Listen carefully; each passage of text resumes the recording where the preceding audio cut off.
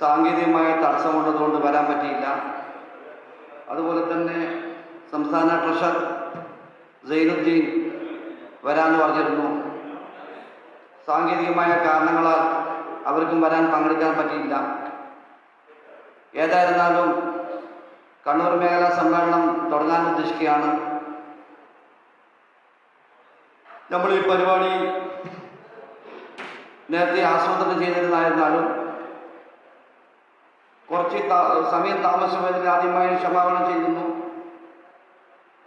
നമ്മൾ ഈ സമ്മേളനത്തിൽ പങ്കെടുത്ത എല്ലാ മെമ്പർമാരെയും അതുപോലെ തന്നെ ഞങ്ങളെ പലപ്പോഴും സഹായിക്കുന്ന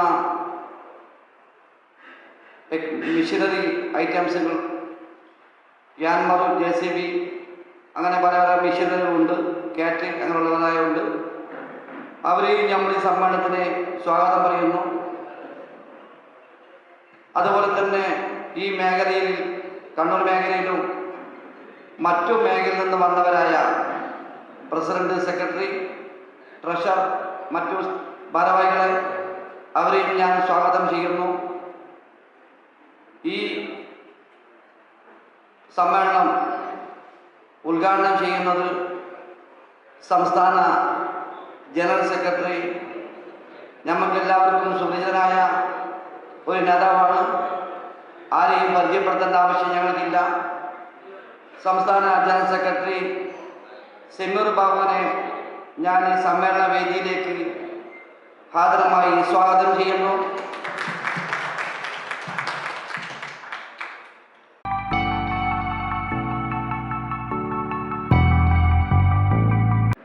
കണ്ണൂർ ജില്ലാ സെക്രട്ടറി സമയത്തോളം ആരെയും പരിചയപ്പെടുത്തേണ്ട ആവശ്യമില്ല. നമ്മളെല്ലാ മേഖലകളിലും എല്ലാ ജില്ലകളിലും പാഞ്ഞെത്തുന്ന ഒരു നേതാവ് കൂടിയാണ് നമ്മളെ ജില്ലാ സെക്രട്ടറി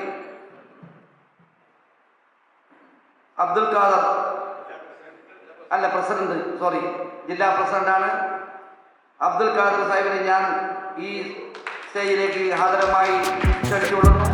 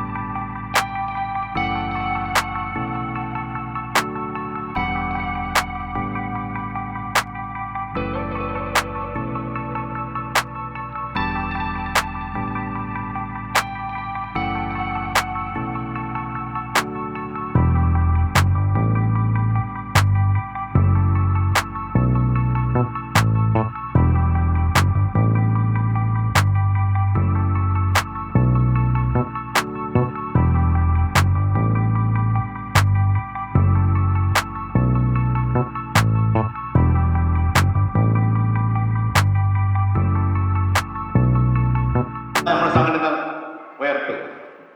എന്നിരുന്നാലും ഇതൊക്കെയാണ് നമ്മുടെ സംഘടന ഏറ്റവും മികച്ച ഞാൻ പറഞ്ഞത്. പിന്നെ രണ്ടാമത്തെ കാര്യം എന്ന് പറഞ്ഞാൽ വാടകൻ്റെ പ്രശ്നങ്ങൾ ഒക്കെ നമ്മൾ പല മേഖലയും നടക്കുന്നുണ്ട്. ഇപ്പം നമ്മൾ കണ്ണൂർ ടൗൺ മേഖലയിൽ വാടക കൃത്യമായിട്ട് വാങ്ങുന്നതെന്ന് എല്ലാവരും പറയുന്നത്. അപ്പോൾ ഞാനൊരു കാര്യം പറഞ്ഞു വെച്ചാൽ ഇപ്പം മെന്നാന്നൊരു വർക്ക് എനിക്കൊന്ന് ചക്കരക്കല്ലിൻ്റെ ഭാഗത്ത് ഒരു വർക്ക് വന്നിട്ടുണ്ടായിരുന്നു. 2X വേണമെന്ന് പറഞ്ഞു. അപ്പോൾ ഞാൻ പറഞ്ഞ 1400 റുപ്യാണ്. ഇപ്പോൾ 2Xും ഡിപ്പറും വേണമെന്ന് പറഞ്ഞു. ഞാൻ പറഞ്ഞ 1400 റുപ്യ 2Xനും 6500 റുപ്യ ഡിപ്പറെന്ന് പറഞ്ഞു. അപ്പോൾ എന്നോട് പറഞ്ഞു 2 ദിവസം മുന്നേ ഞാൻ 1100 എടുത്തോ. ഞാൻ പറഞ്ഞപ്പോൾ ഞാൻ നിങ്ങൾ അവരെ തന്നെ പിടിക്കുന്നു പറഞ്ഞു. ഇല്ല, അവർക്ക് സമയമില്ലെന്ന് പറഞ്ഞു. അപ്പോൾ ഞാൻ നമ്മളെ മനോഹരനെ ഏൽപ്പിച്ചു. മനോഹരൻ അദ്ദേഹത്തിന് 1400 പറഞ്ഞു, 1600 വണ്ടിക്ക് മണി പറഞ്ഞു. പിന്നെ വിളിയില്ല. ഇനിയിപ്പോൾ ആരെ എടുത്താന്നറിയില്ല. പക്ഷേ നമ്മളതായ കൃത്യമായ വാടക വാങ്ങിക്കഴിഞ്ഞാലേ നമുക്ക് മുന്നോട്ട് പോകാൻ പറ്റും. ഞാനൊരു ചെറിയൊരു കഥ, അത് എൻ്റെ ഒരു കഥയിനകത്ത് ഞാൻ കട്ടാക്കിയിട്ട് എടുത്തതാണ്. എന്നിരുന്നു ഞാനൊരു പറയാം. പിന്നെ അതായത് ഒരു രാജ്യത്ത് ഒരു ധനികനുണ്ടായിരുന്നു, വലിയൊരു പൈസക്കാരനാണ്. അപ്പോൾ ആ പൈസക്കാരൻ്റെ വീട്ടിൽ 3 പണിക്കാർ ജോലി ചെയ്യുന്ന 3 പണിക്കാരുണ്ടായിരുന്നു. അപ്പോൾ ഒരു എന്തായാലും എന്തായാലും ഒരു 3-4 കൊല്ലത്തേക്ക് വിദേശത്തേക്ക് പോകണം. ഒരു ടൂറായിട്ട് 4-5 കൊല്ലം അങ്ങനെ പോയിട്ട് ഇറങ്ങിയിട്ട് വരാമെന്ന് തീരുമാനിച്ചു. അപ്പോൾ തീരുമാനിച്ചപ്പോൾ പണിക്കാരെ വിളിച്ചിട്ട് പറഞ്ഞു, ഞാനിങ്ങനെ 3-4 കൊല്ലത്തേക്ക് ഞാൻ ഉണ്ടാവില്ല, നിങ്ങൾ എൻ്റെ വീട്ടിൽ കുറേ കാലം ജോലി ചെയ്തല്ലേ, അതുകൊണ്ട് നിങ്ങൾക്ക് ഞാൻ ഒരു തുക തരാമെന്ന് അങ്ങനെ ഒരു തുക 3 കൊടുത്തു.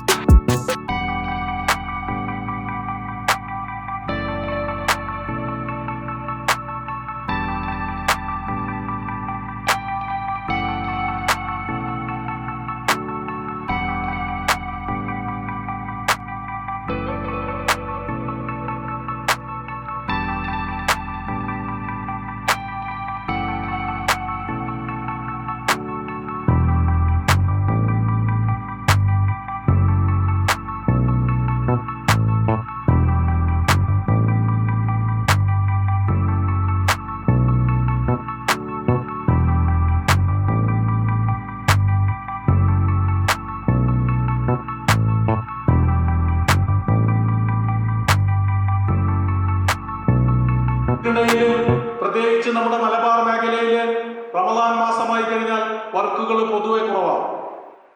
കഴിഞ്ഞ സീസണിൽ നിങ്ങൾ ആരെങ്കിലും കൃത്യമായി പരിശോധിച്ചിട്ടുണ്ടെങ്കിൽ കഴിഞ്ഞ സീസണിൽ നമുക്ക് ചിലപ്പോൾ 100 മണിക്കൂർ പോലും ആവറേജ് ഒരു വർഷത്തെ കണക്കെടുക്കുമ്പോൾ നമ്മുടെ മെഷീനറികൾ ഓടിയിട്ടുണ്ടാവുകയില്ല.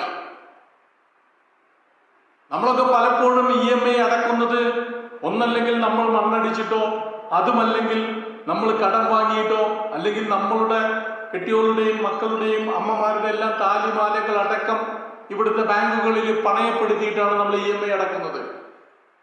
ആരും ചിന്തിക്കുന്നില്ല, ഇന്ന് ഒരു ബാക്ക് ഹോം ലോഡറിന്റെ വില 40 ലക്ഷം രൂപയാണ്.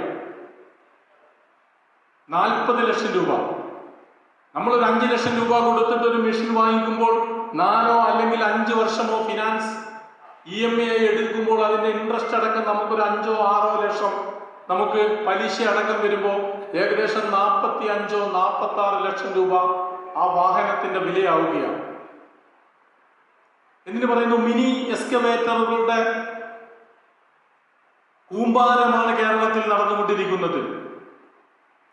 മിനി എക്സ്കവേറ്ററുകൾ ദൈനംദിന നിരവധി വാഹനങ്ങൾ ഇറങ്ങിക്കൊണ്ടിരിക്കുന്നത്. 30, 28, 34, 35 ലക്ഷം വരെ മിനി എക്സ്കവേറ്ററുകളുടെ വിലയാണ്. സംഘടന കണ്ണൂർ ജില്ലയിൽ ചിലപ്പോ മിനി എക്സ്കവേറ്ററിന് 1400 രൂപ വാടക പ്രഖ്യാപിച്ചിട്ടുണ്ട്. എന്നാലും പല ആളുകളും 1000-നും 1200-നും 1300-നും ഒക്കെ ഓടുന്നവരുണ്ട്. ഞാൻ ചോദിക്കട്ടെ, നിങ്ങൾക്ക് ഇത് എങ്ങനെ മുതലാകുന്നു? എനിക്കടക്കം ഞാൻ അതാ പറയുന്നു. മിനി എക്സ്കവേറ്ററിന്റെ വർക്ക് എന്ന് പറഞ്ഞു കഴിഞ്ഞാൽ 4 മണിക്കൂർ 5 മണിക്കൂർ. പണ്ട് നമുക്കൊരു 20 മെഷീൻ ആകുമ്പോൾ നമ്മളൊരു ഫൗണ്ടേഷൻ എടുക്കാൻ നമ്മൾ പോകുമ്പോൾ, ഒരു പുരയിടത്തിന്റെ ഫൗണ്ടേഷൻ എടുക്കാൻ പോകുമ്പോൾ നമുക്ക് 6 മണിക്കൂറും 7 മണിക്കൂറും 20 മെഷീൻ കിട്ടുന്നു. ഇന്ന് ആ സ്ഥാനത്ത് 35, 37, 38, 36 അടങ്ങുന്ന മെഷീനുകൾ വരുമ്പോൾ അത് 2 മണിക്കൂറിലും 3 മണിക്കൂറിലും 1000 സ്ക്വയർ ഫീറ്റ് ഉള്ള ഫൗണ്ടേഷൻ എടുക്കാൻ കണ്ണൂരിനെ സംബന്ധിച്ച് ചിലപ്പോ ചെങ്കൽ ഏരിയകളാകുമ്പോൾ ചിലപ്പോൾ അവർ കിട്ടുന്നുണ്ടായിരിക്കാം. പക്ഷെ ചെങ്കലുകളാകുമ്പോൾ കൂടുതൽ താഴ്ച എടുക്കാതുമ്പോൾ അതും കുറവായിരിക്കും. അപ്പൊ നമ്മൾ 33 ലക്ഷവും 32 ലക്ഷവും 28ഉം 30ഉം ഒക്കെ കൊടുത്ത് മെഷീൻ വാങ്ങി 4 വർഷം കഴിയുമ്പോൾ നമ്മൾ ഈ മെഷീൻ വിൽക്കുമ്പോൾ നമുക്ക് കിട്ടുന്നത് എന്താണ്? 10 ലക്ഷം അല്ലെങ്കിൽ 12 ലക്ഷം. അത് മേടിക്കാൻ പോലും ഒരാളില്ലാത്ത അവസ്ഥ. ഇതിന്റെ വാറണ്ടി തീരുമ്പോൾ 1 ഇയർ കഴിയുമ്പോൾ ഇതിന്റെ വാറണ്ടി തീരുകയാണ്. ഇപ്പൊ പല കമ്പനികളും 4000 മണിക്കൂർ അല്ലെങ്കിൽ 4 വർഷമൊക്കെ സർവീസ് അടക്കം കൊടുക്കുന്ന കമ്പനികളുണ്ട്. എന്നിരുന്നാലും ഈ സാധനം കഴിഞ്ഞ് നമ്മൾ വിൽക്കുമ്പോൾ നമുക്ക് കിട്ടുന്നത് ഇത് വാങ്ങിക്കാൻ പോലും ആളില്ലാത്ത അവസ്ഥയിലൂടെയാണ് കഴിഞ്ഞു പോകുന്നത്. ഒരു മാസത്തില് 60ഉം 70ഉം മെഷീനുകൾ നിരന്തരമായി വന്നുകൊണ്ടിരിക്കുക. യാതൊരു കണക്കുകളും നോക്കാതെ ഓട്ടോറിക്ഷ എടുക്കുന്ന ലാഘവത്തോടെയാണ് പല ആളുകളും മെഷീനറി എടുത്ത് വാങ്ങിച്ചു കൂട്ടുന്നത്. എന്നിട്ട് മഴക്കാലമാകുമ്പോൾ കരഞ്ഞുകൊണ്ടിരിക്കുക നമ്മുടെ ആളുകൾ, EMI അടക്കാൻ മാർഗമില്ല എന്ന്. ഞാൻ ചോദിക്കട്ടെ, നമുക്ക് 4ഉം 5ഉം 8ഉം മെഷീൻ എടുക്കുന്നതിന് കുഴപ്പമില്ല. കൃത്യമായി വർക്കുകൾ ഉണ്ടെങ്കിൽ നമുക്ക് 4ഉം 5ഉം 6ഉം മെഷീൻ എടുക്കാം. വർക്കുകൾ കുറവാകുമ്പോൾ അതിന്റെ എണ്ണത്തിൽ കുറവ് വരുത്തി ഉള്ള സമയം കൂടുതൽ വർക്കുകൾ എടുത്ത് മുന്നോട്ട് പോവുകയാണെങ്കിൽ മാത്രമേ നമുക്ക് പിടിച്ചു നിൽക്കാൻ സാധിക്കുകയുള്ളൂ. കാരണം ഞാൻ ജീവിച്ചിട്ട് ഒരു കാര്യവുമില്ലാത്ത അവസ്ഥയിൽ എന്റെ കുടുംബം രക്ഷപ്പെടട്ടെ എന്ന് കരുതി ആത്മഹത്യ ചെയ്യാൻ നമ്മൾ പ്രവണത അവർക്ക് കൊടുക്കുമെന്ന് അദ്ദേഹം സൂചിപ്പിച്ചത്. പക്ഷെ അത് പല ജില്ലകളിൽ നിന്നുള്ള ആളുകൾ നമ്മുടെ സംസ്ഥാന കമ്മിറ്റിയിൽ കൂടിയപ്പോ ഒരാള് ഗതികെട്ടത് കൊണ്ടാണ് അദ്ദേഹം മരണപ്പെടുന്നത്. അപ്പൊ അവന് കൊടുത്തില്ലെങ്കിലും അവരുടെ കുടുംബത്തിന് നൽകണമെന്നാണ് ഭൂരിപക്ഷം അഭിപ്രായം വന്നത്. നമ്മൾ അതുമായി മുന്നോട്ട് പോകുന്നു. അപ്പൊ ഇങ്ങനെയുള്ള സാഹചര്യങ്ങൾ ഒഴിവാക്കാൻ നമ്മളുടെ കൂട്ടായ്മകൾ വിജയിച്ച് നമ്മൾ ഒത്തൊരുമിച്ച് മുന്നേറിയാൽ മാത്രമേ നമുക്കത് മുന്നോട്ട് പോകാൻ സാധ്യമാവുകയുള്ളൂ. പ്രിയപ്പെട്ടവരെ, നമ്മൾ നല്ല രീതിയിൽ നമ്മൾ തൊഴിലെടുത്ത് ജീവിച്ചാൽ മാത്രമേ നമ്മുടെ കുടുംബം പോറ്റാൻ നമുക്ക് സാധ്യമാവുകയുള്ളൂ. നമ്മളുടെ മക്കളുടെ വിദ്യാഭ്യാസം, നമ്മളുടെ മക്കളുടെ വിവാഹം, ഇങ്ങനെയുള്ള അനവധി കാര്യങ്ങൾ നമ്മളുണ്ട്. നമ്മൾ എന്തിനാ നിരവധി ടെൻഷൻ അടിച്ച് മുന്നോട്ട് പോകുന്നത്? കൃത്യമായി വർക്കുകൾ നിങ്ങൾ ചോദിച്ചു നോക്കിയേ. ഇവിടെ കാട് വെട്ടുന്ന യന്ത്രത്തിന്റെ വാടക എത്രയാ? നിങ്ങൾ അന്വേഷിച്ചിട്ടുണ്ടോ? വയലുകളിൽ വർക്ക് ചെയ്യുന്ന ട്രാക്ടറുകളുടെ വാടക എത്രയാ? നമ്മളെക്കാളുണ്ട്. അവർക്ക് സബ്സിഡി വരെ ലഭിക്കുന്നുണ്ട്. ഈ അടുത്ത ദിവസം കണ്ടു, തമിഴ്നാട്ടിലെ തൃച്ചിയില് ടിമോവ എന്ന് പറഞ്ഞൊരു സംഘടനയുണ്ട്. അവര് 1500 രൂപ മണിക്കൂറിനും 1000 രൂപ ബാറ്ററിയുമാക്കിയിരിക്കുക. ഇപ്പൊ സ്വാഭാവികമായിട്ടും നമ്മളൊരു വർക്ക് ഒരു ദിവസം ഹോൾഡ് വെച്ച് കഴിഞ്ഞാൽ ഒരു കസ്റ്റമർ പോലും നമുക്ക് വേണ്ടി വെയിറ്റ് ചെയ്യുന്നില്ല. അവര് തൊട്ടടുത്തുള്ള ആളുകളെ വാഹനങ്ങൾ വിളിക്കും. സ്വാഭാവികമായും നമ്മൾ എന്താ ചെയ്യേണ്ടത്? നമ്മൾ പരസ്പരം ഷെയർ ചെയ്തുകൊണ്ട്, ഗ്രൂപ്പിൽ ഇന്നൊരു വർക്കുണ്ട്, ആർക്കെങ്കിലും വാഹനങ്ങൾ വിട്ടുകൊടുക്കണോ എന്നുള്ള രീതിയിൽ കൊടുത്തുകൊണ്ട് ഷെയർ ചെയ്ത് മുന്നോട്ട് പോവുകയാണെങ്കിൽ നമുക്ക് എല്ലാവർക്കും കൃത്യമായി വാടകകൾ ലഭിക്കും. അത് നമ്മളൊക്കെ ചിന്തിക്കേണ്ട ഒരു കാര്യം, നമ്മൾ ഈ വാഹനങ്ങളൊക്കെ ആയിട്ട് പോകുമ്പോ നമ്മൾ ഇൻഷുറൻസ് കാര്യങ്ങളെല്ലാം കൃത്യമായി എടുക്കണം. അല്ലാത്ത വശം വലിയ അപകടങ്ങളിലേക്ക് നമ്മൾ പോകും. മിനി എക്സ്കവേറ്ററുകൾ അല്ലെങ്കിൽ എക്സ്കവേറ്ററുകളെല്ലാം നമ്മൾ എടുക്കുമ്പോൾ കമ്പനിയിൽ നിന്ന് ലഭിക്കുന്ന ഇൻഷുറൻസ് മാത്രമാണ് നമ്മൾ ഓരോരുത്തരും ഉപയോഗിക്കുന്നത്. അതിനുശേഷം അടുത്ത വർഷം നമ്മൾ ആരും ഇൻഷുറൻസ് എടുക്കുന്നില്ല. ബഹുഭൂരിപക്ഷം ആളുകളും എന്തെങ്കിലും അപകടങ്ങൾ സംഭവിക്കും മാത്രമാണ് നമ്മൾ നോക്കുന്നത്.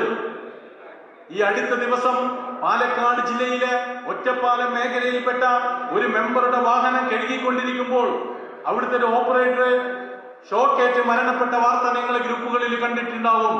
33 വയസ്സുകാരനായ സിദ്ദീഖ് എന്ന് പറയുന്ന ഒരു ഓപ്പറേറ്ററാണ് മരണപ്പെട്ടത്. CCTV ദൃശ്യങ്ങളില് നിരവധി തവണ മോട്ടറിന്റെ സ്വിച്ച് ഇടാൻ വേണ്ടി ചെല്ലുന്നു, വീണ്ടും അത് ഓഫായി പോകുന്നു, വീണ്ടും സ്വിച്ച് ഇടുന്നു. ആ സമയത്ത് ഷോക്കേറ്റാണ് പ്രിയപ്പെട്ട സിദ്ദീഖ് മരണപ്പെട്ടത്. ആ സിദ്ദീഖിന്റെ കുടുംബം എന്ന് പറയുന്നത് അവന്റെ ഒരു 6 വയസ്സുകാരിയായ ഒരു മകളും രണ്ടാമത്തെ കുഞ്ഞിന് 40 ദിവസമായിട്ടുള്ളൂ. അങ്ങനെയുള്ള സാഹചര്യത്തിലാണ് നമ്മളെല്ലാവരും ശ്രദ്ധിക്കേണ്ടത്. നമ്മളുടെ ഓപ്പറേറ്റർമാർക്ക് ഒരു വർഷത്തിന് 1000 രൂപ കൊടുത്താൽ നമുക്ക് 1 ലക്ഷം രൂപ അപകട ക്ലെയിമും 10 ലക്ഷം രൂപ വരെ അപകട മരണങ്ങളിൽ ക്ലെയിം കിട്ടുന്ന ഇൻഷുറൻസുകളുണ്ട്. ഇത്തരം ഇൻഷുറൻസുകൾ നമ്മുടെ ഓപ്പറേറ്റർമാർക്ക് നമ്മൾ എടുക്കാൻ ശ്രദ്ധിക്കണം. ഇതുകൂടാതെ നിങ്ങളോട് വീണ്ടും ഉണർത്താനുള്ളൊരു കാര്യം, നമ്മൾ പുതിയ മെഷീനറികൾ എടുക്കുമ്പോൾ, ലോണുകൾ ചെയ്യുമ്പോൾ നമ്മളെല്ലാവരും മരിക്കുന്നവരാ. മരണം നമുക്ക് എല്ലാവർക്കും ഉണ്ട്. ഞാൻ നിങ്ങളെ ഭയപ്പെടുത്താൻ വേണ്ടി പറയുന്നൊന്നല്ല. നമ്മൾ മരണപ്പെടുമ്പോൾ നമ്മുടെ കുടുംബത്തിൽ ചിലപ്പോൾ ഈ ബിസിനസ് കൊണ്ടു നടക്കാൻ ചിലപ്പോൾ ആളുകൾ ഉണ്ടായിരിക്കണമെന്നില്ല. അതുകൊണ്ട് നമ്മൾ വരുത്തി വെക്കുന്ന വലിയ ലോണുകൾക്ക് ഇപ്പോൾ ബാങ്കുകളിൽ ലോണുകൾ എടുക്കുമ്പോൾ അതിന്റെ കൂട്ടത്തിൽ നമ്മുടെ ലോണിന് കവറേജായി നമ്മൾ മരണപ്പെട്ടാൽ നമ്മുടെ ലോണുകൾ അടക്കാത്ത രീതിയിലുള്ള ഇൻഷുറൻസ് കവറേജ് ഉണ്ട്. ഞാനോ നിങ്ങളോ മരണപ്പെട്ടാൽ നമ്മളെടുത്ത ലോണുകൾ അടക്കാതിരിക്കാൻ കമ്പനിയിൽ നമ്മൾ അടവുകൾ ചെയ്യുമ്പോൾ ബാങ്കുകാർ തന്നെ ശരിയാക്കി തരുന്ന ഒരു ഇൻഷുറൻസ് ഉണ്ട്. ചിലപ്പോൾ 50,000 30,000 രൂപ നമ്മൾ എടുക്കുന്ന ലോണിന്റെ എമൗണ്ടിനനുസരിച്ച് വരും. അത് 4 വർഷം അല്ലെങ്കിൽ 5 വർഷമുള്ള ആ കാലാവധി നമുക്ക് കിട്ടും. നമ്മളെങ്ങാനും അകാലത്തിൽ മരണപ്പെട്ടു പോയാൽ നമ്മുടെ കുടുംബത്തിന്റെ തലയിലേക്ക് ആ ബാധ്യത വരികയില്ല. അത് നിങ്ങളെല്ലാവരും ശ്രദ്ധിക്കണമെന്നാണ് എനിക്ക് നിങ്ങളോട് പറയാനുള്ളത്. നമ്മളങ്ങനെ മാറ്റിവെക്കുന്ന ഓപ്പറേഷൻ പാൻക്രിയാസ്, ലിവർ, ചെറുകുടൽ എറണാകുളത്തെ അമൃത ഹോസ്പിറ്റലിലെ പ്രിയപ്പെട്ട പ്രമോദ്ലാലിനെ അഡ്മിറ്റ് ചെയ്തപ്പോൾ സംഘടന അത് ഏറ്റെടുക്കുകയും അദ്ദേഹത്തിന്റെ ചികിത്സയ്ക്ക് വേണ്ടി അനവധി പ്രവർത്തനങ്ങൾ നടത്തുകയും തലശ്ശേരിയിലെ അമർഷാൻ ഫൗണ്ടേഷന്റെ ചെയർമാനുമായി ഒന്നിച്ച് വലിയൊരു ക്രൗഡ് ഫണ്ട് പിരിക്കുകയും അത് നേരിട്ട് നിങ്ങളെല്ലാവരും പങ്കാളികളായിക്കൊണ്ട് ആ കുടുംബത്തിനെ നമ്മൾ ചേർത്ത് പിടിച്ചു.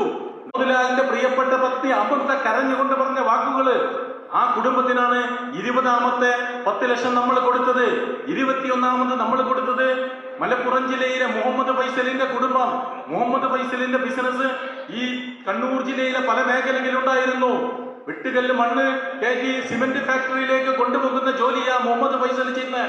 വെറും 39 വയസ്സുകാരനായ മുഹമ്മദ് ഫൈസൽ മരണപ്പെട്ടപ്പോ അദ്ദേഹം പല കാരണങ്ങൾ, പല വിഷമങ്ങൾ, ജപ്തി ഭീഷണി അടക്കം നേരിട്ട് അവസാനം ഒരു പരിധി വരെ കരകയറി വന്നപ്പോൾ ഒരു വീട് പണി നടന്നുകൊണ്ടിരിക്കുക. ആ സമയത്താണ് പ്രിയപ്പെട്ട മുഹമ്മദ് ഫൈസൽ മരണപ്പെട്ടത്. നിങ്ങൾ ആരോഗ്യം കൂടെ ശ്രദ്ധിക്കണം. ഇതിനിടയിൽ കളിതമാശകൾ പറഞ്ഞുകൊണ്ട് ഉല്ലാസയാത്രകൾ പോയിക്കൊണ്ട് കുടുംബത്തോടൊപ്പം ചെലവഴിച്ചുകൊണ്ട് വേണം മുന്നോട്ട് പോകാൻ. അല്ലാത്ത പക്ഷം അനവധി പ്രശ്നങ്ങൾ നമുക്കുണ്ടാകും. എന്നും പണി ഉറക്കി എന്ന് പറഞ്ഞ് നടന്ന് തലയിലേക്ക് ടെൻഷൻ അടിച്ചാൽ മരണം വരെ സംഭവിക്കും, സ്ട്രോക്ക് വരെ നമുക്ക് സംഭവിക്കാം. അതുകൊണ്ട് തന്നെ കണ്ണൂർ ടൗൺ മേഖല പ്രിയപ്പെട്ടവരെ മനസ്സ് തുറന്ന് ചിരിച്ച് സംസാരിച്ച് ഭാര്യമാരോടൊത്ത്, കുട്ടികളോടൊത്ത്, കൂട്ടുകാരോടൊത്ത് ഒന്നിച്ച് നടക്കണമെന്നാണ് എനിക്ക് പറയാനുള്ളത്. അനവധി കാര്യങ്ങൾ നമുക്ക് ചെയ്തു തീർക്കാനുണ്ട്. ഒരുപാട് കാര്യങ്ങളിലേക്ക് നമ്മൾ പോകുക. ഇന്ന് CEO എന്ന പ്രസ്ഥാനത്തിന്, സംസ്ഥാന കമ്മിറ്റിക്ക് ഏകദേശം നമുക്ക് 1.5 കോടി രൂപയോളം ആസ്തിയുണ്ട് ഈ സംഘടനയ്ക്ക്. 1.5 കോടി രൂപ നമുക്ക് ആസ്തിയുണ്ട് ഈ സംഘടനയ്ക്ക്. സംസ്ഥാന കമ്മിറ്റിക്ക് ഓഫീസ് പണിയുന്നതിന് വേണ്ടി, സ്ഥലമെടുക്കുന്നതിന് വേണ്ടിയുള്ള തയ്യാറെടുപ്പിലാണ് നമ്മള്. അതുപോലെ ഓരോ ജില്ലകളിലും ഓഫീസ് കെട്ടിടങ്ങൾ പണിയണം. ഓരോ ജില്ലയിലും പ്രവർത്തനങ്ങൾ ഏകോപിപ്പിക്കണം. അതിനു വേണ്ടത് നിങ്ങളുടെ എല്ലാവരുടെയും അകമഴിഞ്ഞ സപ്പോർട്ടും പിന്തുണയുമാണ്. അനവധി കാര്യങ്ങൾ നമുക്ക് ചെയ്തു തീർക്കാനുണ്ട്. ഇനിയും മെമ്പർമാർക്ക് ഉതകുന്ന ഒരുപാട് വിഷയങ്ങൾ നമുക്ക് ചർച്ച ചെയ്യാനുണ്ട്. നമ്മൾ ഒന്നിച്ചു നിന്നാൽ ഒരുമിച്ച് വളരാമെന്നാണ് നമ്മുടെ മുദ്രാവാക്യം. ഇന്നിവിടെ പുനർസംഘടന അടക്കം അജണ്ടയിലുണ്ട്. ഇവിടെ നിങ്ങൾ തെരഞ്ഞെടുക്കുന്ന കൃത്യമായ ഭാരവാഹികളെ തെരഞ്ഞെടുത്തുകൊണ്ട് ഈ മേഖലയെ മുന്നോട്ട് നയിച്ച് ഈ ജില്ലാ കമ്മിറ്റിക്ക് സപ്പോർട്ട് ചെയ്യുന്ന നല്ല ഭാരവാഹികളെ തെരഞ്ഞെടുത്ത് ഒരുമിച്ച് അവർക്ക് വേണ്ട സപ്പോർട്ടുകൾ നിങ്ങൾ നൽകണമെന്നാണ് എനിക്ക് നിങ്ങളോട് പറയാനുള്ളത്. ഒരുമിച്ച് നിന്നാൽ നമ്മൾ ഇനിയും ഒരുപാട് വളർച്ചയിലേക്ക് നമ്മളെത്തും. ഒരുപാട് കാര്യങ്ങൾ നമുക്ക് ചെയ്യാനുണ്ട്. അറിയോ, വലിയ കൂട്ടായ്മകൾ ചെയ്യുന്ന ഒരുപാട് കാര്യങ്ങളുണ്ട്. നമ്മൾ ചിലപ്പോൾ നമ്മുടെ വാഹനങ്ങൾ ഓടിക്കലല്ല, നിങ്ങൾക്ക് അനവധി കൂട്ടായ്മകളുടെ ബിസിനസ് ഒന്നിച്ച് ചെയ്യാം. അങ്ങനെയുള്ള ഒരുപാട് കാര്യങ്ങൾ നമുക്ക് മുന്നോട്ട് വെക്കാനുണ്ട്. അതിൽ നമ്മളെല്ലാം ഒത്തൊരുമിച്ച് മുന്നോട്ട് പോകുന്നുണ്ട്. അതുകൊണ്ട് ഇനിയുടെ തെരഞ്ഞെടുക്കുന്ന ഭാരവാഹികൾ കൃത്യമായി മുന്നോട്ട് പോകുന്നവരായിരിക്കണം. അതുപോലെ ആരുടെങ്കിലും ഭാഗത്ത് എന്തെങ്കിലും തെറ്റുകൾ ഉണ്ടെങ്കിൽ, എന്റെ ഭാഗത്താണെങ്കിലും സംസ്ഥാന കമ്മിറ്റിയുടെ ഭാഗത്താണെങ്കിലും ജില്ലാ കമ്മിറ്റിയുടെ ഭാഗത്താണെങ്കിലും തെറ്റുകൾ ഉണ്ടെങ്കിൽ അത് നിങ്ങൾ ചൂണ്ടിക്കാണിച്ചു തന്ന് അത് തിരുത്തി തന്നെ ഒത്തൊരുമിച്ച് നമ്മൾ മുന്നോട്ട് പോകണമെന്ന് അറിയിച്ചുകൊണ്ട് ഈ മേഖലാ കൺവെൻഷന്റെ ഔപചാരികമായ ഉദ്ഘാടന കർമ്മം നിർവഹിച്ചുകൊണ്ട് ഞാൻ എന്റെ വാക്കുകൾ നിർത്തുന്നു. നന്ദി, നമസ്കാരം. ഗുണഭോക്താക്കൾ നമ്മുടെ നാടിന് ആവശ്യമായിട്ടുള്ള ആധുനികമായിട്ടുള്ള നിർമ്മാണ മെഷീനറികൾ ഇവിടെ ലഭ്യമാക്കുക എന്നുള്ള പരമപ്രധാനമായിട്ടുള്ള ഉദ്ദേശത്തോടു കൂടി തന്നെയാണ് നമ്മളെല്ലാം സംഘടിക്കുന്നതും അതുപോലെയുള്ള മെഷീനറികളുമായിട്ട് നമ്മൾ ഈ മേഖലയിലേക്ക് കടന്നു വരികയും ചെയ്തിട്ടുള്ളത്. ഈ ഒരു സാഹചര്യത്തിൽ നമ്മുടെ നാട് വികസിക്കുന്നു, നമ്മുടെ നാടിന്റെ ജനങ്ങൾ വികസിക്കുന്നു, ഇവിടെ അടിസ്ഥാന സൗകര്യങ്ങളൊക്കെ മെച്ചപ്പെടുന്നു. പക്ഷേ ഈ ഒരു സാഹചര്യത്തിൽ നമ്മുടെ ജീവിത നിലവാരം മെച്ചപ്പെടുന്നുണ്ടോ എന്ന് നമ്മൾ കൃത്യമായിട്ട് ആലോചിക്കേണ്ട, ചിന്തിക്കേണ്ട ഒരു സാഹചര്യത്തിലാണ് നമ്മൾ ഓരോരുത്തരും ഇന്ന് എത്തിച്ചേർന്നിട്ടുള്ളത്. നമ്മൾ ആലോചിച്ച് നോക്കുക, നമ്മൾ വളരെ മെച്ചപ്പെട്ട ഒരു സാഹചര്യത്തിൽ നിന്നായിരുന്നു ഈ മേഖലയിലേക്ക് കടന്നു വന്നിട്ടുള്ളത്. പക്ഷേ ഈ മേഖലയിലേക്ക് കടന്നു വന്നതിന് ശേഷം നമ്മുടെ ജീവിത നിലവാരം എത്ര ക്ലേശകരമായിട്ടാണ് മുന്നോട്ട് പോകുന്നത് എന്നുള്ളത് നാം ഓരോരുത്തരും ചിന്തിക്കേണ്ടതുണ്ട്.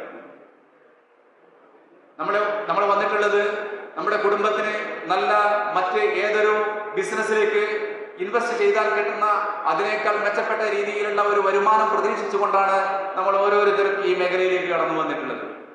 എന്നാൽ ഇന്നിപ്പോൾ എത്തിച്ചേർന്നിട്ടുള്ള നമ്മുടെ അവസ്ഥ എന്താണ് എന്ന് നാം ഓരോരുത്തരും പരിശോധിക്കേണ്ടതുണ്ട്. ഇപ്പോ സാധാരണ നമ്മൾ ജൂൺ 6-ാം തീയതി അല്ലെങ്കിൽ ജൂൺ 2-ാം തീയതി സ്കൂളിന്റെ അധ്യയന വർഷം ആരംഭത്തോടു കൂടി തന്നെ കേരളത്തിലേക്ക് സാധാരണ കാലവർഷം എത്തുകയാണ്. അപ്പോ ഇപ്രാവശ്യം ഇന്ന് ജൂലൈ 1-ാം തീയതിയാണ്. ഈ ജൂലൈ 1-ാം തീയതിയായിട്ടും ഒരു തിമിർത്ത് പെയ്യാത്ത ഒരു കാലവർഷമല്ല നമ്മുടെ നാട്ടിലുള്ളത്. ഒരു മാസത്തോളം, നേരത്തെ സെക്രട്ടറി പറഞ്ഞല്ലോ, കഴിഞ്ഞ വർഷം ജനുവരി ഡിസംബർ മാസങ്ങൾ വരെ കാലവർഷം നീണ്ടുപോയെങ്കിൽ ഇപ്രാവശ്യത്തെ വേനൽ ഈ ജൂലൈ മാസം വരെ നീണ്ടുപോയിരിക്കുകയാണ്. ഈ അനുകൂലമായിട്ടുള്ള സാഹചര്യം ഉണ്ടായിട്ട് പോലും നമുക്ക് എന്തുകൊണ്ട് നമ്മുടെ മിഷനറികൾക്ക് ആവശ്യമായിട്ടുള്ള പണികൾ നമുക്ക് ഇവിടെ കണ്ടെത്താൻ സാധിക്കുന്നില്ല എന്നുള്ളത് നാം വിലയിരുത്തേണ്ടതുണ്ട്. സമ്മേളനങ്ങൾ പ്രധാനമായിട്ട് കൂടുന്നത് ഇവിടെ ചേർന്ന് ഒരു ഭാരവാഹികളെ തെരഞ്ഞെടുത്ത് അല്ലെങ്കിൽ പുതിയ നിലവിലുള്ള സംവിധാനത്തെ മാറ്റി പുതിയ ഒരു കമ്മിറ്റിയെ തെരഞ്ഞെടുത്ത് അല്ലെങ്കിൽ നമ്മുടെ വാർഷിക വരിസംഖ്യ അടച്ച് നേരത്തെ ഇവിടെ സംസ്ഥാന സെക്രട്ടറി സൂചിപ്പിച്ചതുപോലെ നമ്മുടെ ആശ്രയ പോലെയുള്ള പദ്ധതികൾ ഇവിടെ വിശദീകരിച്ച് നമ്മളിവിടെ സമ്മേളനം അവസാനിപ്പിച്ച് പിരിഞ്ഞു പോയാൽ ഈ സമ്മേളനത്തിന്റെ യഥാർത്ഥ ലക്ഷ്യം നമുക്കൊരിക്കലും കൈവരിക്കാൻ സാധിക്കില്ല. സമ്മേളനങ്ങൾ കൊണ്ടും നമ്മുടെ കമ്മിറ്റിയുടെ മീറ്റിങ്ങുകൾ കൊണ്ടും അതുപോലെ തന്നെ മറ്റ് പരിപാടികൾ കൊണ്ടൊക്കെ നമ്മൾ ഉദ്ദേശിക്കുന്നത് നമ്മൾ നേരിടുന്ന ഓരോ പ്രതിസന്ധികളെയും നമ്മൾ അഡ്രസ് ചെയ്യുക എന്നുള്ളതാണ്. ആ പ്രതിസന്ധികൾ എന്താണ് എന്ന് നമ്മൾ കൂട്ടായി നിന്നുകൊണ്ട് നമ്മൾ ചർച്ച ചെയ്ത് അതിനെ ഇതുപോലെയുള്ള വേദികളിൽ കൂടി ഇതുപോലെയുള്ള സമ്മേളനങ്ങൾ കൂടി കൃത്യമായിട്ടുള്ള പരിഹാരം കണ്ടെത്താൻ നമുക്ക് സാധിക്കുന്നില്ലെങ്കിൽ നീണ്ട 8 വർഷമായി നമ്മൾ തുടർന്നു വരുന്ന ഈ ഒരു പ്രക്രിയ വരും നാളുകളിലും അതുപോലെ തുടർന്നു പോവുക എന്നതിലപ്പുറം നമുക്ക് വ്യക്തിപരമായിട്ടോ അല്ലെങ്കിൽ നമുക്ക് സംഘടനാപരമായിട്ടോ നമുക്ക് ഒരു നേട്ടവും ഉണ്ടാക്കിയെടുക്കാൻ നമുക്ക് സാധിക്കില്ല എന്നുള്ളതാണ് പരമയാഥാർത്ഥ്യം. ആ തിരിച്ചറിവ് നമുക്ക് ഓരോരുത്തർക്കും ഉണ്ടാവേണ്ടതുണ്ട്. ഇവിടെ സൂചിപ്പിച്ചു, കഴിഞ്ഞ ഒക്ടോബർ 1-ാം തീയതി മുതൽ നമ്മുടെ കണ്ണൂർ ജില്ലയിൽ നമ്മുടെ വാടക വർദ്ധിപ്പിച്ചു. ഈ വാടക വർധനവിന്റെ ചുവട് പിടിച്ചുകൊണ്ട് നമ്മുടെ സംസ്ഥാനത്തെ എമ്പാടും നമ്മൾ വലിയ തോതിലുള്ള പ്രചരണ പ്രവർത്തനങ്ങൾ നടത്തിക്കൊണ്ട് വലിയ മഹാറാലികൾ നടത്തിക്കൊണ്ട് കൺസ്ട്രക്ഷൻ മിഷനറികളുടെ റൂട്ട് മാർച്ചുകൾ നടത്തിക്കൊണ്ട് നമ്മൾ ഈ സംസ്ഥാനത്തെ എമ്പാടും നമ്മൾ വാടക വർദ്ധിപ്പിക്കുന്നതിന്റെ പ്രവർത്തനവുമായി മുന്നോട്ട് പോയി. ഈ അടുത്ത് എറണാകുളം ജില്ല ഒഴികെയുള്ള മുഴുവൻ ജില്ലകളും സംസ്ഥാന കമ്മിറ്റിയുടെ അഭ്യർത്ഥന പ്രകാരം വാടക വർദ്ധിപ്പിച്ചു. നല്ല രീതിയിലുള്ള പ്രവർത്തനം മുന്നോട്ട് കൊണ്ടുപോയി. അവസാനം ഒരിക്കലും ഈ വാടക വർധനവ് അനാവശ്യമാണ് എന്ന നിലപാടെടുത്ത എറണാകുളം ജില്ലാ കമ്മിറ്റിക്ക് പോലും ഈ ജൂലൈ 1-ാം തീയതി മുതൽ വാടക വർദ്ധിപ്പിക്കാതെ മുന്നോട്ട് പോകാൻ സാധിക്കില്ല എന്ന നിലപാടെടുത്തതിന്റെ ഭാഗമായിട്ട് ഇന്ന് ഈ ജൂലൈ 1-ാം തീയതി എറണാകുളം ജില്ലയിലും അവർ വാടക വർദ്ധിപ്പിക്കുകയുണ്ടായി. പ്രിയമുള്ളവരെ, ഈ ഒരു സാഹചര്യം നമ്മൾ കൃത്യമായിട്ട് നമുക്ക് മുതലെടുക്കുവാൻ വേണ്ടി നമുക്ക് സാധിക്കണം. പ്രത്യേകിച്ചിട്ട് ഇവിടെ ഉദ്ഘാടന പ്രസംഗത്തിൽ സൂചിപ്പിച്ചു, ആഗോളതലത്തിൽ പശ്ചിമേഷ്യയിലുള്ള സംഘർഷങ്ങളും മറ്റും കാര്യങ്ങളൊക്കെ ഇവിടെ പെട്രോളിയം ഉൽപ്പന്നങ്ങളുടെ വില വർദ്ധിപ്പിക്കാൻ ഇടയാകുകയുണ്ടായി. ഡീസലിന്റെ വില കൂടി, നമ്മുടെ ഹൈഡ്രോളിക് ഉൽപ്പന്നങ്ങൾ, ഇതിന്റെ ഭാഗമായിട്ട് നമ്മുടെ ഈ റിഫൈനറികളിൽ ഉപയോഗിക്കുന്ന അതുപോലെ തന്നെ ഫർണസ് ഓയിലുകൾ തുടങ്ങിയിട്ടുള്ള എല്ലാ പെട്രോളിയം ഉൽപ്പന്നങ്ങളുമായി ബന്ധപ്പെട്ട റിലേറ്റഡ് ആയിട്ടുള്ള മുഴുവൻ ഉൽപ്പന്നങ്ങളുടെയും നിരക്ക് കഴിഞ്ഞ ഈ 5-6 മാസത്തിനിടയിൽ ഏകദേശം 100% വർദ്ധിപ്പിച്ചു എന്നുള്ളതാണ് ഇവിടെ പറഞ്ഞ യാഥാർത്ഥ്യം. ഞാൻ ചെറിയ ഉദാഹരണം പറയാം, പെട്ടെന്ന് മനസ്സിലാക്കി. 100% എന്ന് പറയുമ്പോൾ നിങ്ങൾ ചിലപ്പോൾ വളരെ അതിശയോക്തിയോടുകൂടി അങ്ങനെ ഉണ്ടായിട്ടുണ്ടോ എന്ന് ചിലപ്പോൾ നിങ്ങൾ ചോദിക്കാം. പല കോൺട്രാക്ടർമാരുണ്ട് ഇവിടെ രാജ്യസഭ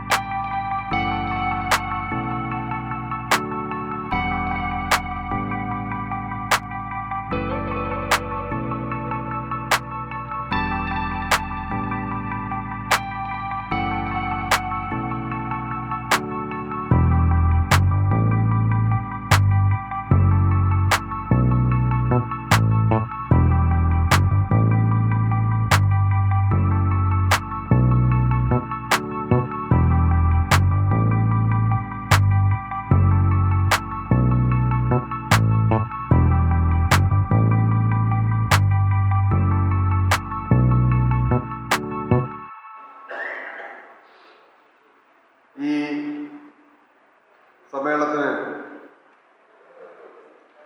വിവിധ മേഖലയിൽ എത്തിച്ചേർന്നിട്ടുള്ള പ്രസിഡന്റുമാർ, സെക്രട്ടറിമാർ, ഇവരെല്ലാം തന്നെ ജില്ലാ കമ്മിറ്റിയുടെ പേരിൽ ഞാൻ ആശംസ അറിയിക്കുകയാണ്. സംസ്ഥാനത്തിൻ്റെ വിവിധ ഭാഗങ്ങളിൽ ഇത്തരത്തിലുള്ള മേഖലാ സമ്മേളനങ്ങൾ നടന്നുകൊണ്ടിരിക്കുന്ന ഒരു കാലത്താണ് കണ്ണൂർ ജില്ലയിലും 4ാമത്തെ മേഖലാ സമ്മേളനമാണ് ഇന്നിവിടെ പൂർത്തീകരിക്കാൻ വേണ്ടി പോകുന്നത്. സംഘടനയെക്കുറിച്ചും സംഘടന നടപ്പിലാക്കുന്ന ആശ്രയ പദ്ധതി ഉൾപ്പെടുന്ന കാര്യങ്ങളെക്കുറിച്ചൊക്കെ നിങ്ങൾ സംസാരിക്കരുത്. ആൾ സംസാരിക്കുക. എൻ്റെ ടൈം ഞാൻ പ്രമോദിന് കൊടുക്കുക ഒരു കുറച്ച്, അല്ല എൻ്റെ ടൈം ഞാൻ ഓരോരുത്തരും നേതൃത്വത്തിൽ ആൾ സംസാരിക്കുന്നുണ്ടെങ്കിൽ ഞാൻ പറഞ്ഞു, ആരും പ്രാസംഗിക തൊഴിലാളികളല്ല, ഇതിനെ കൊണ്ട് ഉപജീവനം നടത്തുന്ന ആളല്ല. നിങ്ങളുടെ ഉപജീവനം അല്ലെങ്കിൽ ഇവിടെ നിന്ന് പ്രസംഗിക്കുന്ന നിങ്ങൾക്ക് വേണ്ടി സമയം ചെലവാക്കുന്ന ഉപജീവനം എന്ന് പറയുന്നത് നിങ്ങളെപ്പോലെ തന്നെ 10 പല്ലും അല്ലെങ്കിൽ 5 പല്ലും ഫിറ്റാക്കിയിട്ടുള്ള JCB ഉപയോഗിച്ചിട്ടുള്ള ആൾക്കാരാണ്. അതുകൊണ്ട് നമ്മൾ അങ്ങോട്ട് തരുന്ന ടൈം ഇങ്ങോട്ട് അതേപോലെ സമ്മാനമായി തിരിച്ചു കൊടുക്കാൻ വേണ്ടി സാധിക്കണം. നിങ്ങൾക്കത് കൊടുക്കാൻ പറ്റാത്തതിൻ്റെ, നിങ്ങൾ ആരും ശ്രദ്ധിക്കാത്തതിൻ്റെ ഭാഗമാണ് നിങ്ങൾ ഈ ഹാള് ബുക്ക് ചെയ്തിട്ടുണ്ട്. നിങ്ങൾ ആരെങ്കിലും വന്ന് എൻ്റെ ചോറിന് വേണ്ടി അല്ലെങ്കിൽ എൻ്റെ ഉന്നമനത്തിന് വേണ്ടി പ്രവർത്തിക്കുന്ന ഈ സംഘടന ഒരു സമ്മേളനം നടക്കുന്ന ഈ ഹാള് എങ്ങനത്തെ ആയിരിക്കണം, ആ ഹാളിൽ വെച്ചുള്ള മൈക്ക് എങ്ങനത്തെ ആയിരിക്കണം, അത് ക്വാളിറ്റി ഉള്ളതാണോ, ഞാൻ കൊടുക്കുന്ന 1500 രൂപയ്ക്ക് സന്തോഷിച്ച് ബുക്ക് ചെയ്തിട്ടുള്ള ഹാള് നല്ലതായിരുന്നു, അല്ലെങ്കിൽ അതിൽ വെച്ചുള്ള മൈക്ക് അതിനുള്ള ഇരിപ്പിടം ഒക്കെ നല്ലതാണോ എന്ന് പരിശോധിക്കേണ്ടത് നിങ്ങളെല്ലാവരും ഉത്തരവാദിത്തമാണ്. അല്ലാതെ സന്തോഷിന്റെ മാത്രം ഉത്തരവാദിത്തമല്ല, മനോഹരന്റെ മാത്രം ഉത്തരവാദിത്തമല്ല. ഞാനീ പറഞ്ഞു വരുന്നത് നമ്മളെ സംബന്ധിച്ചോളം JCB ഉപയോഗിക്കുന്ന, എക്സ്കവേറ്റർ ഉപയോഗിക്കുന്ന ആൾക്കാരുടെ എല്ലാം മനോനില ഒരു ഭയത്തിൻ്റെയാണ്. എൻ്റെത് ഇപ്പം കൊണ്ടുപോകോ, ഇന്ന് ഞാൻ എന്തൊക്കെ പറഞ്ഞ ഓപ്പറേറ്റർ ഇന്ന് റൂം വിട്ടു പോകുമ്പോ ഭയമാണ് അല്ലേ. ഭയം എന്ന് പറയുന്നത് മനുഷ്യന്റെ ഏറ്റവും വലിയ പ്രത്യേകതയാണ് ഭയം അല്ലേ. നമ്മളെ തലച്ചോറിന്റെ ഏറ്റവും വലിയ പണി എന്താണ്? നിങ്ങളെ ഭയപ്പെടുത്തുക എന്നുള്ളത് അല്ലേ. നിങ്ങൾ വീണു പോവോ, ഇരുന്നു പോവോ, ഞാൻ അങ്ങോട്ട് ചാടിയാൽ കാല് പൊട്ടിപ്പോവോ അല്ലേ, വെള്ളത്തിൽ വീണോ മുങ്ങിപ്പോവോ, സൈക്കിൾ ഓടിച്ചാൽ പറഞ്ഞു പോവോ അല്ലേ. ഭയമാണ് നമ്മളെ തലച്ചോറിന്റെ ഏറ്റവും സേഫായിട്ടുള്ള പരിപാടി. നിങ്ങളെ ഭയപ്പെടുത്തലാണ്. ആ ഭയത്തിൽ നിന്നുകൊണ്ട് ആ ഭയപ്പെടാതെ മുന്നോട്ട് പോകാനുള്ള പരിശീലനം മനുഷ്യനെ സംബന്ധിച്ചോളം നമ്മളെ സംബന്ധിച്ചോളം ആവശ്യം അല്ലേ. മനുഷ്യൻ പരിശീലിച്ചാണ് മുന്നോട്ട് പോകുന്നത് അല്ലേ. നീന്തൽ പരിശീലിക്കുന്നത് അങ്ങനെ നമ്മൾ ഓരോന്നും പരിശീലിക്കണം. ബിസിനസ് പരിശീലിക്കണം, ഓപ്പറേറ്റർ സംസാരിക്കാൻ പരിശീലിക്കണം, ഓണറോട് പണി തരുന്ന ഏജന്റിനോട് സംസാരിക്കാൻ പരിശീലിക്കണം. നമ്മൾ പരിശീലിച്ച് നമുക്ക് മുന്നോട്ട് പോകാൻ വേണ്ടി പറ്റണം. നമുക്ക് എല്ലാത്തിനെയും ഭയമാണ്. അപ്പോ സംഘടനയെ കുറിച്ച് പറയേണ്ട എല്ലാ കാര്യങ്ങളും നമ്മുടെ ബഹുമാനപ്പെട്ട സെക്രട്ടറിയും കണ്ണൂർ ജില്ലാ പ്രസിഡന്റൊക്കെ സംസാരിച്ചിരുന്നു. നിങ്ങളോട് അക്കാര്യത്തിൽ എനിക്ക് കൂടുതലായി ഒന്നും പറയാനില്ല. നമ്മുടെ വാടക വർധനവുമായി ബന്ധപ്പെട്ട് എല്ലാ മേഖലയിലും കൃത്യമായ പ്രവർത്തനം നടത്താൻ വേണ്ടി ജില്ലാ കമ്മിറ്റിക്ക് സാധിച്ചിട്ടുണ്ട്. എന്നാൽ നിങ്ങളുടെ ഇടയിൽ നിങ്ങൾ നിത്യോപയോഗമായി ഉപയോഗിക്കുന്ന ഡീസലിന്റെ റേറ്റ് മാത്രമേ നിങ്ങളുടെ കയ്യിലുള്ളൂ. അതിനനുബന്ധമായി ഉപയോഗിക്കുന്ന, ഇവിടെ പറഞ്ഞു കഴിഞ്ഞു, ബഹുമാനപ്പെട്ട ജനറൽ സെക്രട്ടറി പറഞ്ഞു കഴിഞ്ഞു, അത്തരത്തിലുള്ള ഓയിലിന്റെ വില എന്താന്ന് ചോദിച്ചാൽ നിങ്ങൾക്ക് ആർക്കും അറിയില്ല. അത്തരത്തിലുള്ള മേഖലയിലേക്ക് നിങ്ങളെ കടന്നു ചെന്നിട്ടില്ല. നിങ്ങൾ ഡീസലിന് വില വർദ്ധിച്ചു, ഓപ്പറേറ്റർ ഡാറ്റ കൂടി എന്ന് പറയുന്നതല്ലാതെ മറ്റ് മേഖലയിൽ അതിന്റെ ബില്ല് പരിശോധിച്ചിട്ടില്ല. ആ മേഖലയിൽ എന്താണ്, ഓയിൽ എന്ത് വില വർദ്ധിച്ചിട്ടുണ്ട്, ഡീസൽ എന്ത് വില വർദ്ധിച്ചിട്ടുണ്ട്, ഇരുമ്പിന് എന്ത് വില വർദ്ധിച്ചിട്ടുണ്ട് അല്ലേ, വെൽഡിങ്ങിന്റെ റാഡിന് എത്ര വില വർദ്ധിച്ചിട്ടുണ്ട് നമ്മൾ മനസ്സിലാക്കണം. സംസ്ഥാന ജനറൽ സെക്രട്ടറി, അതുപോലെ ജില്ലാ ജനറൽ സെക്രട്ടറി, ജില്ലാ പ്രസിഡന്റ്, അതുപോലെ ജില്ലാ ട്രഷറർ, പയ്യന്നൂർ മേഖലയിൽ നിന്നെത്തിയ രാജീവൻ, അശോകാട്ടൻ, രാജേഷ്, അതുപോലെ തലശ്ശേരി മേഖലയിൽ നിന്നെത്തിയ പ്രമോദ്, തലശ്ശേരി മേഖലാ സെക്രട്ടറി ശ്രീരാജ് അല്ലേ പേര് വന്നു, അതെല്ലാവരും ചെയ്യുന്നുണ്ട്. പക്ഷേ അമിതമായി കൂലി കൂട്ടിക്കൊടുത്തും അതുപോലെ തന്നെ അവർക്ക് വേണ്ടുന്ന എല്ലാ സുഖ സൗകര്യങ്ങളും വേണ്ടിക്കൽ കല്യാണം വരെ കഴിച്ചു കൊടുക്കാൻ വേണ്ടിയുള്ള എല്ലാ സാധ്യതയും ഞാൻ കാണുന്നുണ്ട്. അതുകൊണ്ട് നിങ്ങൾ ശ്രദ്ധിച്ചിട്ടില്ലെങ്കിൽ ഈ രംഗത്ത് ഓപ്പറേറ്റർമാരെ നിങ്ങൾക്ക് ഒരു വിധത്തിലും ഒതുക്കി നിർത്താനോ നമ്മുടെ ഇംഗിതത്തിനനുസരിച്ചിട്ട് വർക്ക് ചെയ്യിക്കാനോ നിങ്ങൾക്ക് പറ്റൂല. അത് നിങ്ങൾ പ്രത്യേകം ശ്രദ്ധിക്കണമെന്ന് ഞാൻ വിനീതമായി അഭ്യർത്ഥിക്കുന്നു. എല്ലാവർക്കും ആശംസ അർപ്പിച്ചുകൊണ്ട്, പ്രത്യേകിച്ച് നമ്മുടെ സ്ഥാപക ആയിരുന്ന കാടാച്ചറ ബാബു ഈ സമ്മേളനത്തിൽ പങ്കെടുക്കുന്നത് വളരെ സന്തോഷകരമായിട്ടുള്ള ഒരു കാര്യമാണ്.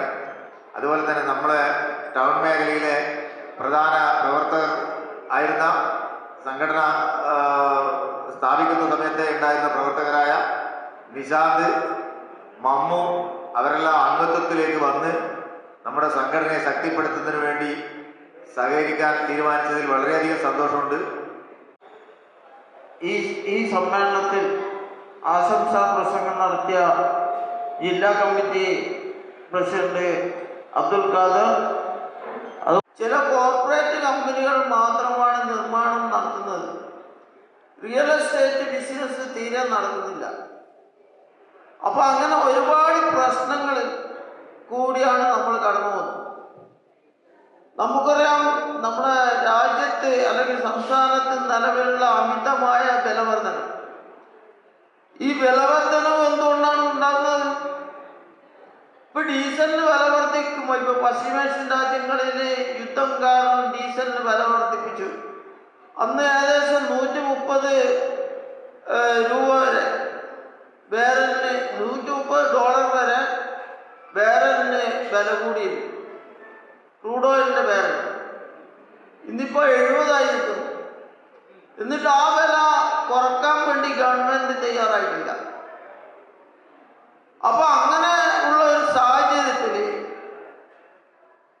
വില വർദ്ധിക്കുന്ന ഈ സാഹചര്യത്തിന് അടിസ്ഥാന കാരണം ഡീസലിന്, പെട്രോളിന്റെ എല്ലാം വില വർധനമാണ്. അപ്പൊ അതുകൊണ്ട് തന്നെ നമ്മുടെ മേഖലയിലുള്ളവർക്കും ജീവിക്കാൻ വളരെയധികം ബുദ്ധിമുട്ടുകയാണ്. നമുക്കൊരു ആഴ്ചയിൽ 2-3 ദിവസം വർക്കാണ് ഇന്നിപ്പോ പല ആളുകൾക്കും കിട്ടുന്നത്. അത് പ്രത്യേകിച്ച് കണ്ണൂർ മേഖലയിൽ പ്രവൃത്തികൾ വളരെ കുറഞ്ഞു വരികയാണ്. അപ്പൊ അതുകൊണ്ട് ഈ മേഖലയിൽ പണിയെടുത്തവർക്ക് വളരെ പ്രയാസം അനുഭവിക്കുന്നുണ്ട്. അപ്പൊ ഈ മേഖലയിൽ നിന്നുള്ള ആളുകൾ മറ്റു മേഖലയിലേക്ക് കടന്നു പോയിക്കൊണ്ടിരിക്കുകയാണ്. ഇപ്പൊ ഞാൻ രാവിലെ ഒരു സുഹൃത്തോട് ചോദിച്ചപ്പോൾ പറഞ്ഞ് കണ്ണൂർ മേഖലയിലൊക്കെ വർക്ക് വളരെ കുറവാണ്. ഞാനിപ്പോ മട്ടന്നൂരോ അല്ലെങ്കിൽ മറ്റു ഭാഗങ്ങളിലൊക്കെ വർക്ക് നോക്കി ചെയ്യുകയാണ്. കാരണം വികസിക്കാനുള്ളത് അർബൻ ഏരിയയിലല്ല, അർബൻ ഏരിയകളിലാണ്. അപ്പൊ അതുകൊണ്ട്